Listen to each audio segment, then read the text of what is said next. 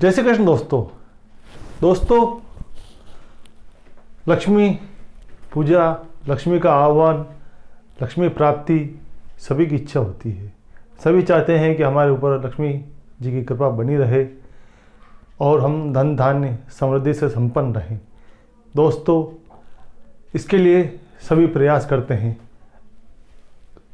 पराक्रम के द्वारा, अपने पुरुष के द्वारा और कर्म क्षेत्र के द्वारा, कर्मों के द्वारा व्यक्ति चाहता है कि मुझ पर लक्ष्मी जी की कृपा बनी रहे। वो इसके लिए निरंतर जीवन भर प्रयासरत रहते हैं।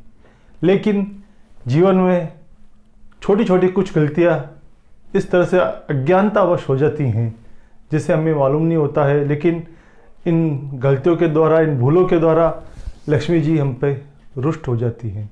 तो आज हम जानेंगे कि हम पर लक्ष्मी क्यों रुष्ट होती है, क्यों हमारे द्वारा ऐसी गलतियाँ अज्ञानतावश हो जाती हैं जिसका हमें मालूम नहीं चलता कि हमसे कहाँ और कौन सी गलतियाँ हो रही हैं। हम अपने भाग्य को कोसते हैं कि हमारा भाग्य ही ऐसा है या हमारा प्रारब्ध ही ऐसा है, जो हम गलतियाँ बार बार इतना अच्छा प्रयास करते हैं लेकिन फिर भी न जाने कौन सी गलती हो जाती है जो हम पर लक्ष्मी मेहरबान नहीं होती है।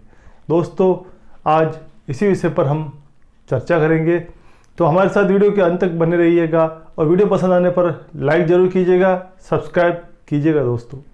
दोस्तों मंगलवार के दिन अगर हम किसी को से कर्ज लेते हैं तो वो कर्ज स्थिर बना रहता है। स्थिर बना रहता है का मतलब हुआ उस कर्ज का चुकाना नहीं हो पाता है। इस दिन का विशेष हमें ध्यान रखना है। मंगलवार के दिन हमें कभी भी किसी से कर्ज नहीं लेना चाहिए। उस दिन कर्ज लेने से लक्ष्मी हमसे रुष्ट हो जाती है, वो कर्ज चुकाना मुश्किल हो जाता है। कोई न कोई परिस्थिति बार बार ऐसी बनी रहती है कि हम उस कर्ज का चुकाना नहीं कर पाते हैं।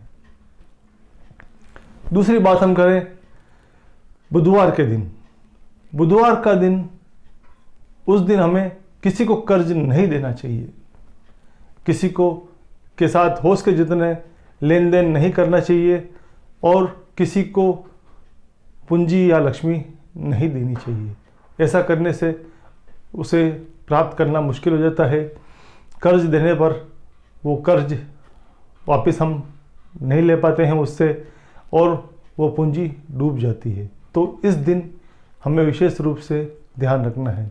कहते हैं कि बुधवार को दी हुई पूंजी वापस नहीं आती है, लक्ष्मी हमसे रुष्ट हो जाती है।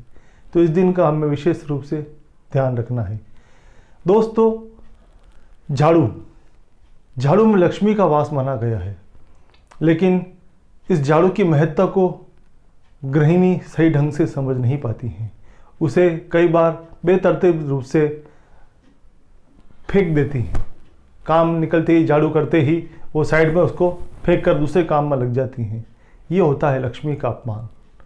झाड़ू में लक्ष्मी का वास माना गया है। वो दरिद्रता का नाश करती है, उससे घर से गंदगी का नाश करती है, उसका हमें विशेष रूप से ध्यान रखना चाहिए। झाड़ू को छुपा के रखना चाहिए, दरवाजे के पीछे लटका के रखना चाहिए। झाड़ू को कभी भी संध्या समय के बाद में, सूर्यास्त के बाद में झाड़ू का इस्तेमाल नहीं करना चाहिए। झाड़ू घर में, प्रतिष्ठान में नहीं चलाना चाहिए। घर के अलावा प्रतिष्ठान में भी झाड़ू का विशेष रूप से ध्यान रखना चाहिए। प्रतिष्ठान में भी झाड़ू को किसी अलमारी के पीछे या किसी ऐसी जगह पर जहाँ पर वो नज़र ना आए, ऐसी जगह पर उसे छुपा कर रखना चाहिए। और शाम के समय सूर्यास्त के बाद झाड़ू का इस्तेमाल नहीं करना चाहिए। इससे सूर्यास्त से पहले ही सफाई कर लेनी चाहिए। सूर्यास्त के बाद में झाड़ू से सफाई नहीं करनी चाहिए, वरना लक्ष्मी रुष्ट हो जाती है। दोस्तों, छोटी छोटी सी बातें हैं ये, लेकिन हम इसका ध्यान नहीं रख पाते हैं और उसका परिणाम हमें भुगतना पड़ता है। हम घर से बाहर से आते हैं घर पर और हाथ पैर नहीं धोते हैं, सीधे घर के बिस्तर पर जाकर बैठ जाते हैं। ये गलत है। घर से बाहर हम अपने साथ नेगेटिव एनर्जी लेकर आते हैं, नकारात्मक ऊर्जा हमारे साथ प्रवेश करती है। तो सर्वप्रथम हमें बाथरूम में जाना चाहिए और पैरों को धोना चाहिए। हाथ और पैरों को धोकर ही घर में प्रवेश करना चाहिए। अब पैर धोते वक्त भी हम एक गलती कर बैठते हैं। पैरों पर जमे हुए गंदगी को, मैल को, धूल मिट्टी को पैर से रगड़ कर साफ करते हैं। ये सबसे बड़ी भूल है, इससे लक्ष्मी रुष्ट होती है। दोस्तों, शनिदेव का वास माना गया है। पैरों में शनि का स्थान होता है और उसे एक पैर से दूसरे पैर को रगड़कर साफ करने से शनिदेव रुष्ट होते हैं और शनिदेव के रुष्ट होने पर लक्ष्मी जी भी रुष्ट हो जाती हैं, क्योंकि शनि कर्म का कारक माना गया है। और हम अगर शनिदेव हमसे रुष्ट हो जाएंगे तो हमारे कर्म बाधित होंगे, हमारे कार्यक्षेत्र बाधित होंगे और कार्यक्षेत्र बाधित होने पर लक्ष्मी जी हमसे रुष्ट हो जाती है। तो ये एक छोटी सी गलती हम ध्यान नहीं देते हैं। जल्दी जल्दी में पैर को हाथों की जगह हम पैरों से ही रगड़ कर साफ कर लेते हैं। ये बहुत बड़ी गलती है, इसका हमें विशेष रूप से ध्यान रखना है। फिर हम बात करें ब्रह्म स्थान। ब्रह्म स्थान घर का प्रमुख स्थान होता है। यहाँ पर जूठन और गंदगी नहीं रहनी चाहिए। इस स्थान पर जूठन और गंदगी रहने पर लक्ष्मी और देव जो हमारे घर पर प्रतिष्ठित हैं, जिनकी हम पूजा करते हैं, गंदगी होने के कारण वो वहाँ से चले जाते हैं और जिस घर में देव या देवता इस्तेमाल का स्थान नहीं हो वहाँ पर लक्ष्मी का निवास नहीं हो पाता है, वो हमसे रुष्ट हो जाती है। तो देव स्थान पर विशेष रूप से हमें सफाई रखनी है। जूठन या जूठे हाथों का प्रयोग वहाँ पर नहीं करना है। ध्यान रखना है इस चीज़ का कि जूठन देव स्थान पर न आवे। फिर हम बात करें घर की वास्तु के ऊपर। दोस्तों, ईशान कोण जो हमारे मकान का है वो ब्रह्म स्थान कहा गया है। वहाँ देवता का वास होता है।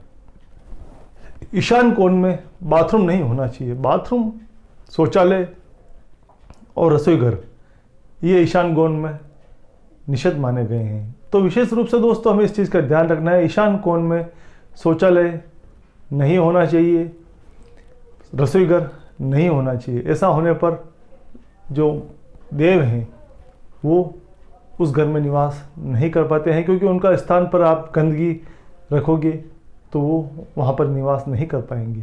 तो इस चीज़ का हमें विशेष रूप से ध्यान रखना है। बिस्तर पर बैठकर भी हमें भोजन नहीं करना है। ये छोटी छोटी सी बातें हैं जिनका हमें विशेष रूप से ध्यान रखना होगा लक्ष्मी प्राप्ति करने के लिए। नहाते समय कभी भी निर्वस्त्र होकर नहीं नहाना चाहिए। इस चीज़ का हमें विशेष रूप से ध्यान रखना चाहिए। इससे जल देवता रुष्ट होते हैं और लक्ष्मी जी जल से प्रकट हुई हैं, समुद्र से प्रकट हुई हैं। जो जल के अंदर या जल से नहाते वक्त नग्न अवस्था में नहाता है उससे लक्ष्मी जी रुष्ट हो जाती हैं।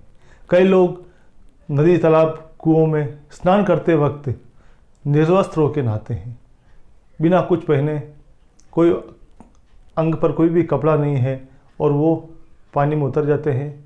वो दोषपूर्ण माना गया है। और एक बात ध्यान रखनी चाहिए, नदी तालाब में नहाते वक्त कभी भी मल मूत्र का त्याग नहीं करना चाहिए। पानी के अंदर मल मूत्र का त्याग करने से भी लक्ष्मी जी रुष्ट होती हैं। दोस्तों, इस बात का हमें विशेष रूप से ध्यान रखना होगा। इसके आगे हम बात करें तो कभी भी किसी मजबूर असहाय व्यक्ति का मजाक नहीं उड़ाना चाहिए, उसकी हंसी नहीं उड़ानी चाहिए, उसका तिरस्कार नहीं करना चाहिए। उसमें शनि का वास होता है। दोस्तों, किसी अपंग, मजबूर, लाचार व्यक्ति का मजाक उड़ाने पर लक्ष्मी जी रुष्ट हो जाती हैं। वो अपने कर्मों के आधार पर दंड देना शुरू कर देती हैं। आगे हम बात करें, कई लोग दीपावली की रात को जुआ, सट्टा खेलते हैं, नशा करते हैं। दोस्तों, वो सिद्धिदात्री रात है, महानिशा जिसे कहा गया है, वो साधना की रात है और उस वक्त आप जो कर्म करते हो उसी का फल वर्ष भर भोगना पड़ता है। आपने अगर जुआ, सट्टा खेला है तो आप इस बहाने किसी न किसी की हाय जरूर लेते हो, क्योंकि जो जीतता है वो तो खुश होता है, लेकिन जो हारता है वो दिल से बद्दुआ देता है। ऐसी परिस्थिति में आपका जो पुण्य है उसका क्षय होता है धीरे धीरे। अभी तो आपको मालूम नहीं चलता है, क्योंकि आपके पुण्यों का जो कर्मों का पिटारा है वो भरा हुआ है, इसलिए आप चाहे जितना नशा कर लोगे, सट्टा खेल लोगे, लोगों की हाय ले लोगे, कोई फ़र्क नहीं पड़ेगा। लेकिन जब धीरे धीरे उत्तरार्ध आता है, वृद्धावस्था की ओर आप बढ़ते हो, तब वो पुण्यों का पापों का जो बोझ है वह आपके ऊपर लगातार बढ़ता हुआ जाता है और बुढ़ापा बिगाड़ के रख देता है। तो दोस्तों विशेष रूप से ध्यान रखना है, क्योंकि नशा केवल ज़िंदगी ही नहीं, शरीर भी ख़राब कर देता है, रोगों से हमें ग्रसित कर देता है। तो उस रात को नशा नहीं करना है, जुआ सट्टा नहीं खेलना है, किसी की हाय नहीं लेनी। किसी गरीब की मदद करने से दुआ मिलती है, उस दिन किसी गरीब की मदद कर लेना, लेकिन जुआ सट्टा खेलकर किसी की हाय मत लेना, किसी की बद्दुआ मत लेना दोस्तों, इससे लक्ष्मी रुष्ट होती है। ये छोटी छोटी बातें हैं दोस्तों, इस पर विशेष ध्यान रखना हो, और भी हम इन बिंदुओं पर चर्चा करते रहेंगे, आपके साथ संवाद करते रहेंगे। दोस्तों वीडियो पसंद आने पर लाइक ज़रूर कीजिएगा, सब्सक्राइब कीजिएगा। जय श्री कृष्ण।